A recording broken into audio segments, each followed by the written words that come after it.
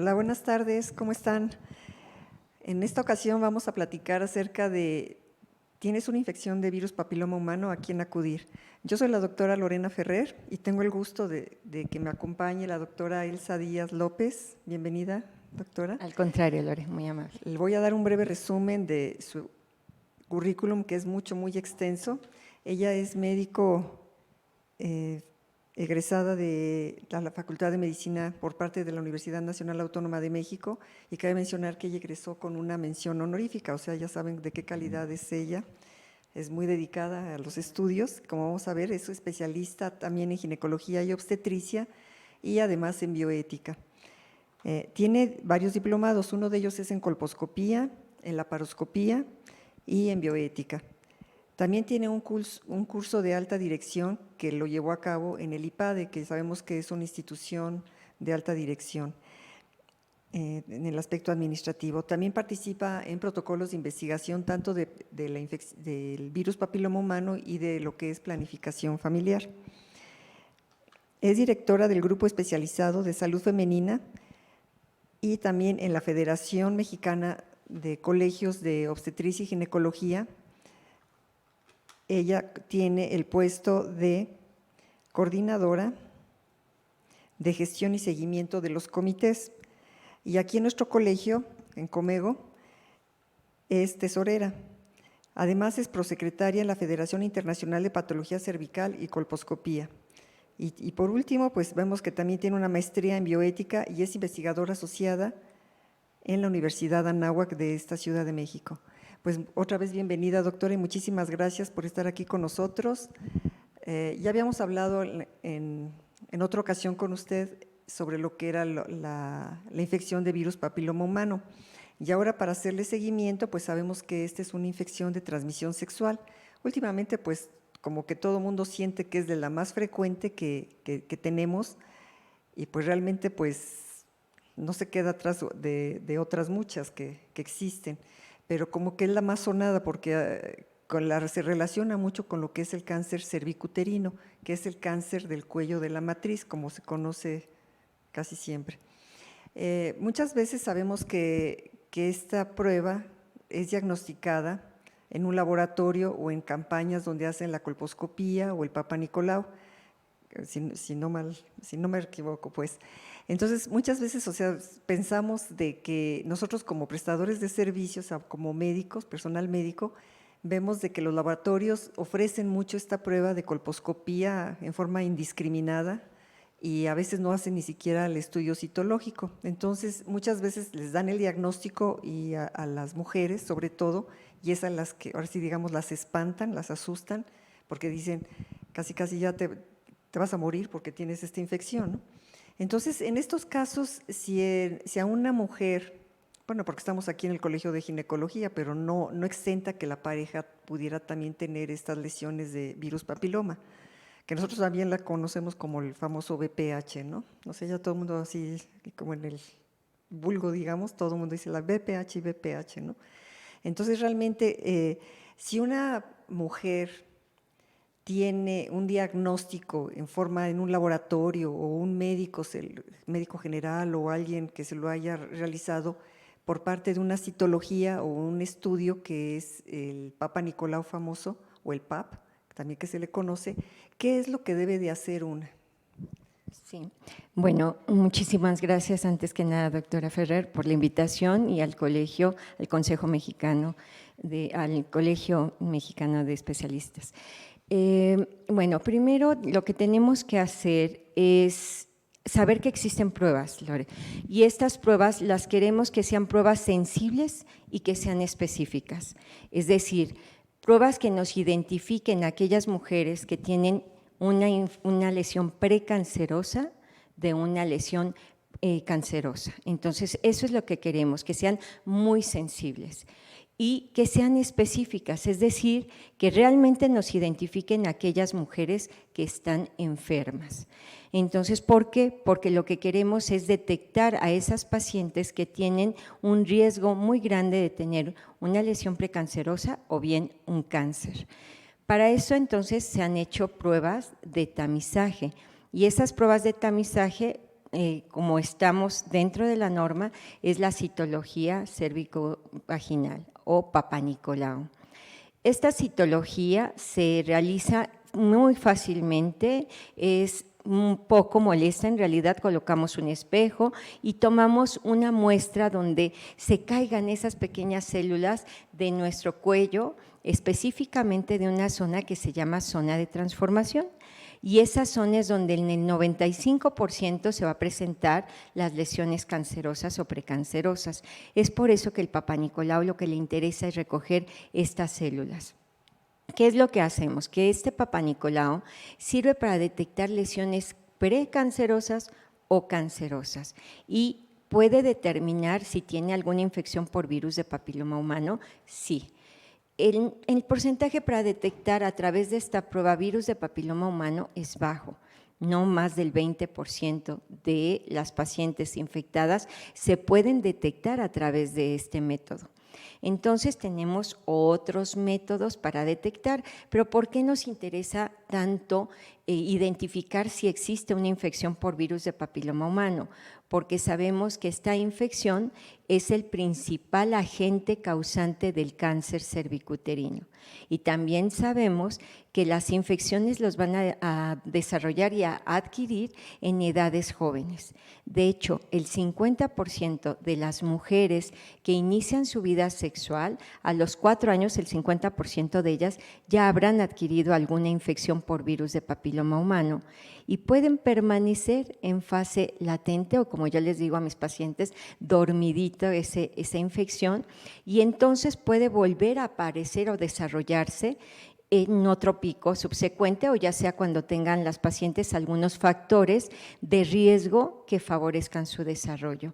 Y hemos visto otro pico importante, después de los 45 años, estas pacientes pueden volver a desarrollar una infección por virus de papiloma humano, por diferentes situaciones, porque nuestras defensas ya no son iguales, lo que se llama inmunosenescencia, porque muchas de nosotros podemos tener diabetes, alguna otra enfermedad que a lo mejor estás tomando algún esteroide. Y déjame nada más decirte, hay pacientes que clínicamente pueden llegar con una infección por virus de papiloma humano, como son las verrugas genitales. Pero hay otras pacientes que no van a tener ninguna molestia y que van a detectarse a través de la citología o del Papa Nicolau el virus. ¿Qué hacemos entonces? Pues entonces esas pacientes las vamos a derivar a un estudio donde nosotros hacemos a través de este estudio colposcópico la identificación de lesiones sugestivas de virus de papiloma humano. Y vemos vagina, vemos cérvix, vemos también la vulva, la zona perianal y la zona anal, porque el Papa Nicolau nos va a decir solamente las células que se descaman, ya sea del cuello o de la vagina, pero toda esta demás área del tracto genital no lo podemos identificar con el Papa Nicolau. Pues es muy interesante. Tú has comentado de que existen varios tipos de virus, o sea, no nada más es un virus de papiloma, un VPH, sino son varios. Y una pregunta para todo el público que nos acompaña, es que existen algunos virus o unos tipos de VPH que producen cáncer y otros que no, o que produzcan los condilomas o las verrugas genitales, o cómo está esto del VPH, porque muchas veces tienes VPH y como que ya uno ya siente que le cayó el cubetazo de agua fría, ¿no? Así es. Entonces sí para saber, hasta se siente una como que está, digamos, como podrida por dentro, ¿no? Porque, fíjate que… Sí, porque dice, no, estoy así como sucia, estoy mal, pues. Sí, este es un diagnóstico que emocionalmente nos afecta mucho a las mujeres y nos afecta porque nos da también temor el contagio a los hijos, sobre todo las que somos mamás, o el contagio a la pareja sexual, o empiezan a preguntar desde cuándo lo tengo, etcétera. Y ya, tú y yo sabemos en la consulta todas estas preguntas. Existen más de 200 subtipos diferentes de virus de papiloma humano, pero hay 40 que les encanta vivir en el tracto genital, y de estos nosotros los vamos a dividir en alto riesgo y de bajo riesgo. Los de alto riesgo van a ser aquellos malos, yo les digo, de ese grupo que sí nos pueden ocasionar cáncer, y los de bajo riesgo tienen menor posibilidad de desarrollar cáncer, pero nos desarrollan condilomas o verrugas genitales también. Y nos pueden desarrollar verrugas genitales y verrugas también en el tracto oral, es decir, en toda la cavidad oral, en la boca, en la garganta, en el ano. Podemos encontrar en diferentes, y no me podrán mentir mis compañeros, que hemos encontrado en pezones, los hemos encontrado también en dedos, hemos encontrado en muchos sitios. Pero específicamente los de alto riesgo nos interesan muchísimo porque van a ser el principal factor para desarrollar cáncer. Obviamente van a haber otros cofactores, es decir, otras situaciones que les van a favorecer el desarrollo también del cáncer, como cuál es el tabaquismo. A veces pensamos que el tabaquismo no nos va a afectar y hemos visto grandes concentraciones de nicotina en el moco del cuello uterino y esto afecta, yo les digo, a unos policías que se llaman células de Langerhans porque los matan nuestros vigilantes que nos protegen y el tabaquismo es un factor que nos puede afectar. Por otra parte, produce más de 100 sustancias, el tabaquismo, que favorecen el desarrollo de cáncer. Así también otro tipo de infecciones, es decir, cuando tenemos virus de papiloma humano, también tenemos que buscar si no hay algunas otras infecciones que puedan llegar a afectar también y que a favorecer el desarrollo de lesiones junto con el virus de papiloma humano, por ejemplo, clamidia, o si hay algunas otras infecciones de transmisión sexual. Entonces, cuando a una paciente le diagnosticamos virus de papiloma humano, también es importante hacer todo un historial clínico, una revisión exhaustiva y descartar si no hay además otras infecciones. Volviendo al estudio que tú me preguntabas, bueno, ya tenemos una citología. Y en esta citología se detectó virus de papiloma o el diagnóstico citológico es este. Hay que tener cuidado porque a veces el diagnóstico puede ser que no esté, es decir, que no tengamos virus y que sean artificios en la toma de la muestra. Entonces, de cualquier manera, no nos confiemos. Una vez que se haga el diagnóstico, hay que acudir al médico. ¿A quién es el mejor médico? Pues médicos que estén formados en todo lo que es la patología del tracto genital inferior, como son médicos generales, como son médicos sobre todo especialistas en ginecobstetricia, en colposcopía. Se están agregando cada vez más médicos en el estudio de la patología. Hay algunos patólogos que también se han sumado y que han hecho un trabajo muy interesante en todo esto del diagnóstico. Entonces, pero intencionalmente pues son los médicos ginecólogos, médicos familiares. En otros países hay enfermeras que tienen subespecialidad o una formación específicamente en colposcopía. Y este estudio de colposcopía, pues lo que hacemos es colocar este microscopio estereoscópico y colocamos a la paciente en posición ginecológica, colocamos unas sustancias para poder evidenciar si hay alguna lesión. Y si nosotros encontramos una lesión que sospechemos, ya sea que sea precancerosa o de bajo grado, que no se considera precancerosa, lo que hacemos es tomar pequeñas muestras de tejido para mandarlos al estudio con el patólogo y de esta manera identificar si hay una lesión precancerosa o cancerosa y tomar la decisión junto con nuestra paciente, la decisión de tratamiento. Pues es muy interesante esto. ¿Es válido, por decir algo, si se hace el Papa Nicolau únicamente pudiera orientar que tenga uno el diagnóstico del VPH o es necesaria la colposcopía o al revés, únicamente se ha hecho la colposcopía sin el Papa Nicolau? O sea, ¿pueden ir las dos pruebas en forma aisladas o independientes o es un requisito que sean las dos? Hay muchos países como el nuestro donde se hace el Papa Nicolau y lo complementan con colposcopía para tener una mayor índice de diagnóstico.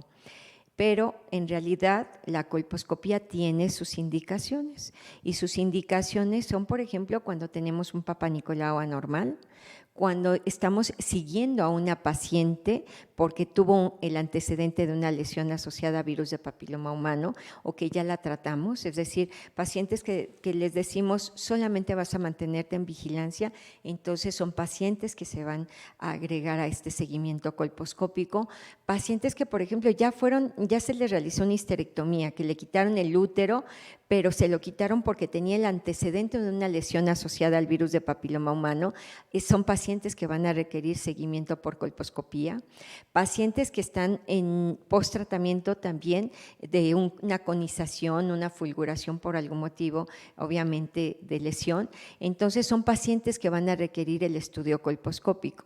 La colposcopía no es un estudio de tamizaje y para ello se requieren capacidades de diagnóstico y todas estas capacidades nosotros como médicos requerimos una formación especial. En algunos otros países se hacen certificaciones, se hacen cursos muy formales y exámenes a través de la Federación Internacional de Colposcopía. Lo que se ha establecido también es hacer un diplomado y presentar trabajos en campo con pacientes, presentar cierto número de casos, etcétera, es decir, tener expertise constante de este ejercicio. En Inglaterra no nada más es eso, en Inglaterra, por ejemplo, se hace una certificación periódica para tener el expertise o garantizar la calidad de la profesión médica de colposcopistas ante los pacientes.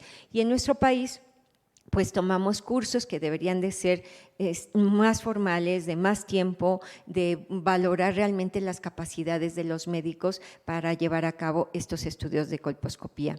Y bueno, ya pasamos a este estudio de colposcopía, pero ahora también tenemos otras pruebas más y estas pruebas son de DNA de virus de papiloma humano, es decir, esa información genética de que si existe o no existe un virus y de qué tipo. Entonces, para ello tenemos una gran cantidad de pruebas de DNA o que captan DNA de virus de papiloma humano. Estas pruebas son mucho más específicas y son mucho más sensibles que una citología o una colposcopía.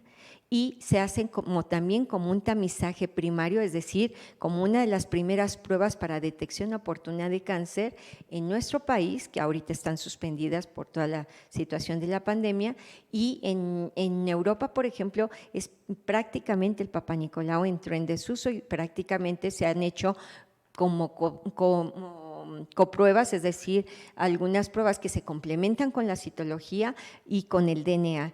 Y en algunos otros países solamente se ha llevado a cabo el desarrollo del estudio de la detección y tamizaje con estas pruebas de DNA o bien de RNA mensajero, donde también nos indica si no solamente está presente el virus, sino además si se está empezando a transformar. Entonces, la tecnología y la medicina molecular se ha vuelto una herramienta de mucha importancia para el tamizaje y para los tratamientos oportunos.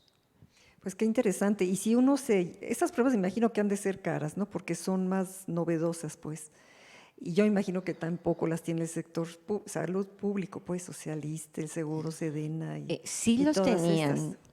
Sí los tenían, mi querida doctora, sí los tenían y sí los tienen, pero ya no lo están haciendo como un tamizaje primario. El tamizaje primario lo están haciendo con citología cervicovaginal y de hecho esta es la intención, que cada vez nosotros tengamos todas las herramientas, no solamente para diagnosticar, sino lo que queremos, ahora viene una segunda fase.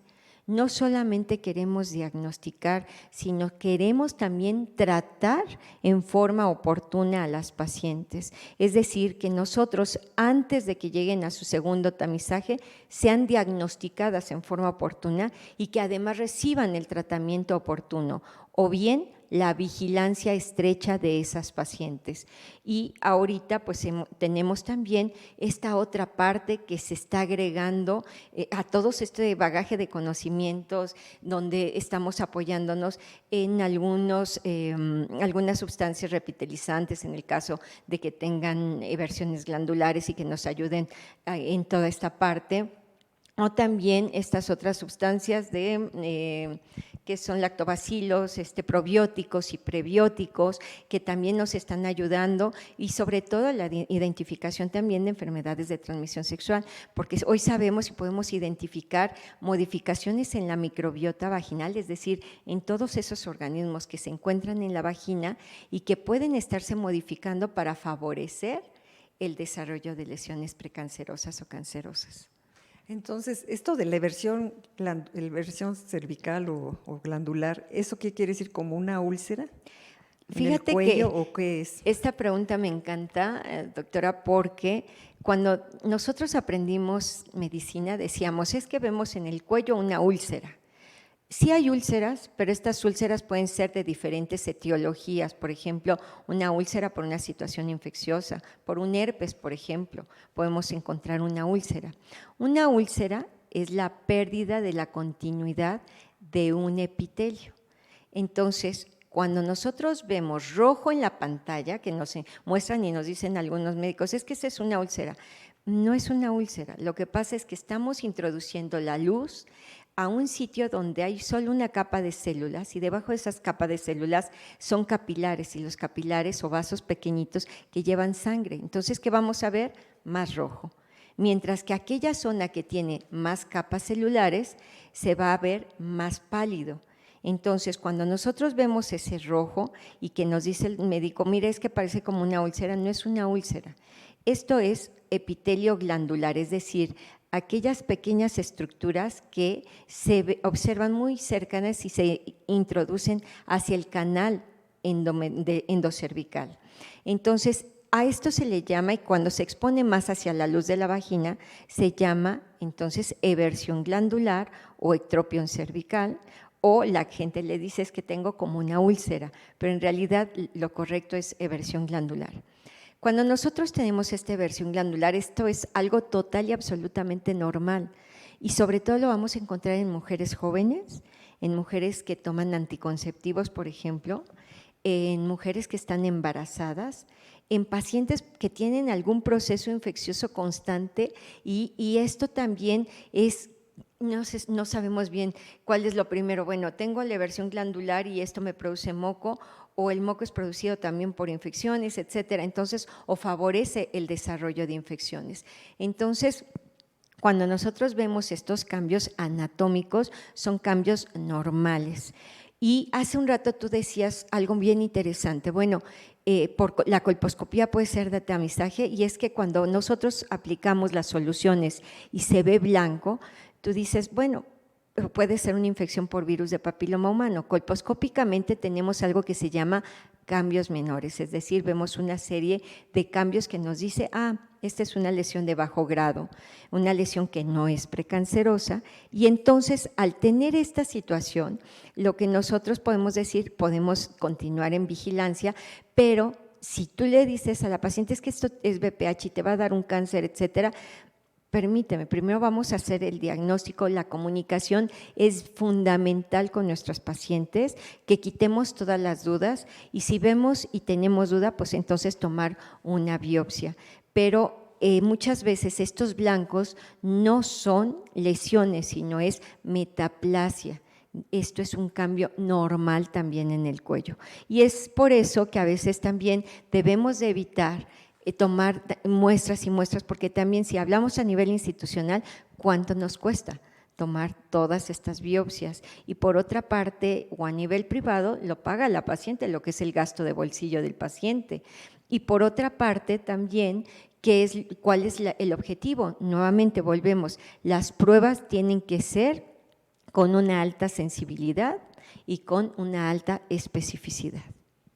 Bueno, entonces creo que si uno si a uno le diagnostican o le dicen que tiene una infección por virus papiloma humano o VPH, entonces hay que acudir directamente, como lo comentabas, con un colposcopista, un médico colposcopista, que aquí en México pues no hay enfermeras, así como en otros países, pero que debe de estar capacitado para que él pueda hacer el diagnóstico y proceder a un tratamiento ya más específico, o directamente con un ginecólogo, de su confianza, ¿no? Sí, o oncólogos también, los oncólogos también tienen su capacitación. Están capacitados. Y es muy interesante porque, como tú has mencionado, no solamente uno se debe de quedar con el diagnóstico de que nada más hizo el Papa Nicolau o la citología y la colposcopia y con eso ya es igual a que tiene el virus papiloma, ¿no? Sino que hay otras pruebas e incluso las biopsias, como comentabas, ¿no? Y el seguimiento, si no es que se realiza la biopsia. Pues es muy interesante, ¿no? Y además todo lo que comentabas acerca de la microbiota, que viene siendo lo que era que están, por un lado, que defienden y otra vez, o a lo mejor afectan, ¿no? Dependiendo de los microorganismos, de los bichitos, pues, que existan ahí dentro de la vagina y el cuello, vamos. Definitivamente, aquí uno de los mensajes que también me gustaría compartirles, sobre todo a nuestras mujeres que se hacen a veces aseos vaginales o duchas vaginales, o llegan y cuántas veces no nos han dicho, es que ya me puse yogur, ya me puse vinagre, ya me puse unos óvulos que encontré. Entonces, la automedicación hay que evitarla preferentemente. También tenemos que consultar a nuestros médicos de confianza sobre si tengo alguna infección, entonces acudir al médico y acudir para que nos den el apoyo necesario y nos hagan el diagnóstico correcto. Y si tenemos una lesión o tenemos infección por virus de papiloma humano, esto no es sinónimo ni de cáncer ni de muerte. Entonces, es importante revisar este tema con el doctor o con el personal médico que nosotros vamos y sobre todo compartir esos miedos que tenemos, y así sea la pregunta que a veces me dice, doctora, me va a decir que soy tonta, pero puedo infectar a mis hijos, y entonces hay que revisar también con ellas todos estos aspectos o su pareja, qué es lo que tenemos que hacer, la vigilancia, por cuánto tiempo, cómo va a ser el seguimiento con estas pacientes. Entonces, yo les invito a eso. Uno es su higiene personal. No tenemos que hacernos duchas o introducir ninguna otra sustancia como estas que te acabo de mencionar. Hacer un plan de seguimiento con el doctor, preguntarle cuál va a ser el seguimiento. Y por último, no dejar de hacer un seguimiento, excepto si el médico lo indica. La norma oficial te dice 64 años, se puede interrumpir la situación del seguimiento con un Papa Nicolau, pero habrá algunas pacientes que tengan factores específicos, nuevas parejas sexuales, para nosotras nos incrementa hasta 17 veces más el riesgo de adquirir nuevos tipos virales. Así que debemos de tener precaución con esto. Por otra parte, las mujeres ya maduras no están acostumbradas tampoco al uso del condón o preservativo para evitar infecciones de transmisión sexual, y esto es importante también platicarlo con nuestras pacientes.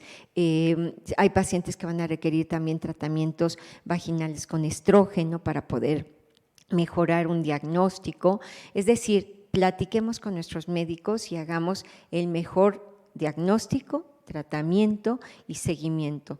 No olvidar que esta enfermedad también es totalmente prevenible siempre y cuando también tengamos la prevención primaria, que es la vacunación contra virus de papiloma humano. Entonces, esto es bien importante, que no lo perdamos de vista. Tenemos muchas jovencitas de 20 y tantos, de 30 y tantos, que se supone debieron de haber adquirido ya la vacuna para virus de papiloma humano y que no fue así, y tampoco es tarde para poderlo hacer. No hay dentro de las indicaciones de las instituciones internacionales, la vacunación en adultos está indicada, no solamente permitida, sino indicada, y la vacunación en género neutro. ¿Qué quiere decir esto?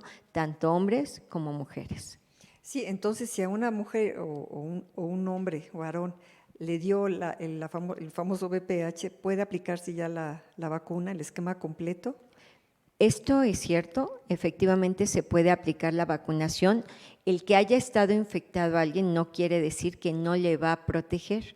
De hecho, si nosotros pudiéramos medir la respuesta de anticuerpos, es decir, la respuesta de defensas o inmunológica que presentó una paciente ante una infección natural, es muy bajita comparativamente a una aplicación de vacuna.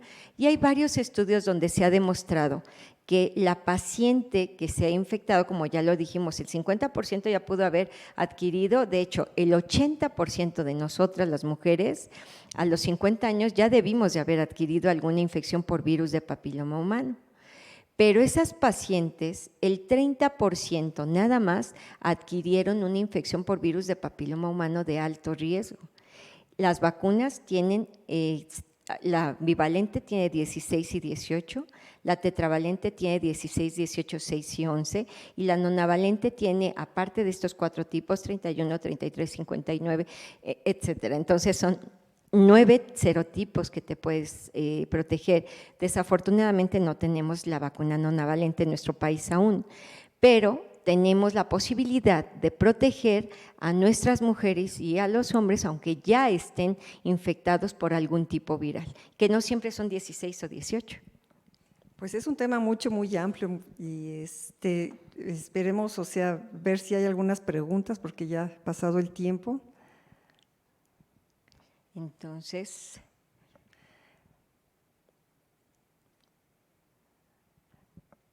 pregunta Jennifer Vega, en pacientes con NIC1 con tipificación negativa para virus de alto riesgo, ¿qué deciden manejo conservador por medio de observación?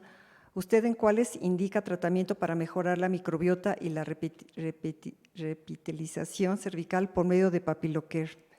Ok, pacientes que tenemos con una lesión intraepitelial de bajo grado o que también es una neoplasia intraepitelial cervical, ¿qué dicen las guías? Bueno, las guías con un BPH negativo de alto riesgo dice que la posibilidad para tener un cáncer es solamente del 6%, es decir, el riesgo que tiene esta paciente de desarrollar un cáncer es el 6%, entonces es sumamente bajo. Es por ello que el seguimiento aquí en esta paciente está indicado y podría utilizarse este fármaco que está planteando el doctor para este tipo de pacientes. ¿Este fármaco se toma, se aplica, se unta o qué?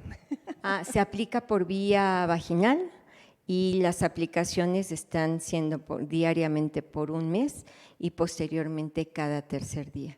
Entonces, es una alternativa novedosa de manejo para pacientes con lesiones, que se tiene una lesión intraepitelial de bajo grado, no para curar la lesión de bajo grado, porque no es la indicación, no tiene indicación para curar una lesión, sino para mejorar la microbiota, como ya lo habíamos planteado, y sobre todo para ayudar en la repitelización. Y de esta forma se esperaría entonces que vaya disminuyendo la carga viral y mejore una lesión. Pero yo, por ejemplo, cualquier persona que vaya y que lo compre, me lo ponga, ¿puedo prevenir que tener el VPH, alguna infección por VPH o es una indicación médica? No, para prevenir, indicación médica, pero para prevenir, acuérdate, Sí. vacunación. Sí, la vacunación. Ajá. Entonces, creo que es la única pregunta que tenemos y pues muchísimas gracias, doctora Elsa Díaz.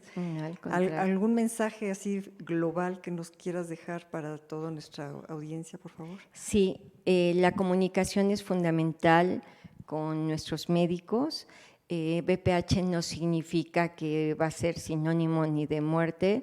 La gran mayoría de las pacientes afortunadamente lo van a eliminar, pero hay que localizar esas pacientes que sí tienen una infección por virus de papiloma humano de alto riesgo, sobre todo 16 y 18, que son los serotipos de mayor impacto clínico, que tengan cofactores, es decir, para nosotros como médicos es identificar esas pacientes de mayor riesgo y para la paciente no perder el seguimiento. Es muy importante que las pacientes no pierdan ese seguimiento porque de eso va a depender su vida y obviamente el de sus familias, también la estabilidad con sus familias. Muchísimas gracias. No, pues muchísimas gracias y recuerden que sobre todo nosotros como personal de salud estamos a su disposición y tenemos que tener una comunicación, ya lo decía la doctora Elsa, de que no esperar que nosotros del otro lado del escritorio les digamos así y así ya está, pero ustedes tienen la libertad o el derecho de poder preguntar alguna duda que tengan para poder esclarecer todas o sea, todas incógnitas, ¿no? O sea, de todas sus preguntas que diga, pues, me dijo que tengo BPH y ¿ahora qué? O sea, pero sí, sobre todo, y acuérdense también mucho lo del autocuidado de la salud, que es, ahorita sí ya está muy bien sonado, ¿no? Como el COVID, te tienes que guardar distancia, lavar las manos y etc, etc, y etc, ¿no? Entonces también lo mismo aquí es esto, ¿no? De que una debe de cuidar su intimidad, su higiene, su salud y su higiene, ¿no? O sea, todo esto para poder evitar infecciones que pudieran llegar a largo plazo a un cáncer cervicuterino, ¿no? Que es también una de las causas de muerte de las mujeres. Pues muchísimas gracias nuevamente, doctora. Pues, aquí nos podríamos pasar como las horas platicando acerca de esto de BPH y esperamos poder contar con usted en alguna otra ocasión en un futuro. Y recuerden que en 2 semanas nos vemos aquí nuevamente con otro Face Live para poder seguir platicando con ustedes. Y les agradezco y nos vemos. Buenas noches. Muchas gracias, muchísimas gracias.